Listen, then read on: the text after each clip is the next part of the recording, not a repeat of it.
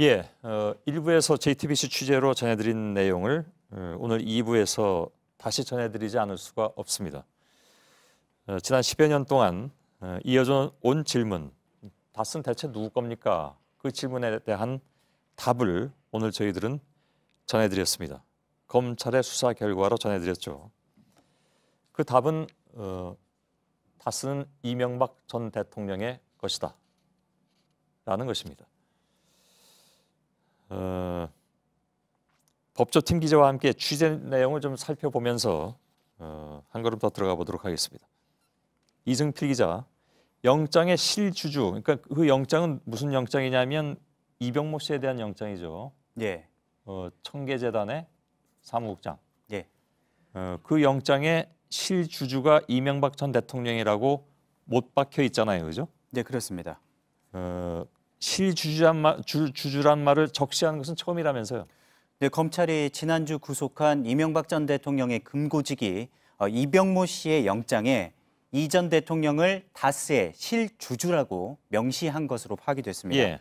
지난 10년 동안에 이 전 대통령을 둘러싼 의혹들이 여러 가지가 있었는데 관련 피의자들의 영장이나 공소장 등에 이 전 대통령이 다스의 실제 주주라는 판단을 넣은 것은 이번이 처음입니다. 예. 그런데 법원이 이런 내용들이 담긴 범죄 사실을 보고 나서 또 실제로 구속영장을 발부했다는 점에서 검찰의 이러한 주장이 어느 정도 소명됐다는 것 아니냐 하는 판단이 나오고 있습니다. 예.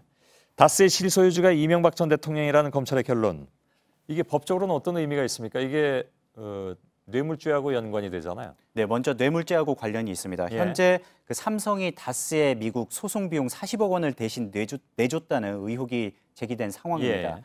그런데 검찰이 이 전 대통령을 다스의 실소유주로 판단한 만큼 뇌물 혐의를 적용할 수 있게 됩니다. 예. 다시 말해서 삼성이 다스의 실소유주인 이 전 대통령에게 40억 원을 직접 뇌물로 건넸다는 얘기가 되겠죠. 예. 특정범죄 가중처벌법에 따라서 1억 원 이상 뇌물을 받아서 실제 유죄 판단을 받게 되면 최대 그 무기징역까지, 그러니까 징역 10년 이상에서 무기징역까지 선고가 나올 수 있게 됩니다. 예.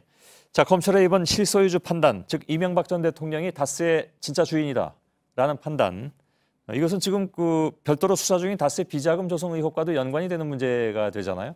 그렇습니다. 앞서 검찰이 다스의 120억 원을 그 개인 직원의 횡령으로 결론 내리긴 했지만 예. 관련 의혹을 재조사하는 과정에서 상당한 규모의 비자금을 추가로 포착을 하고 지금 수사를 이어가고 있습니다. 예. 검찰 수사로 그 다스의 비자금 규모가 밝혀진다면 실소유주로 결론이 난 이 전 대통령에게 배임과 횡령 등의 혐의가 적용될 수 있습니다. 예.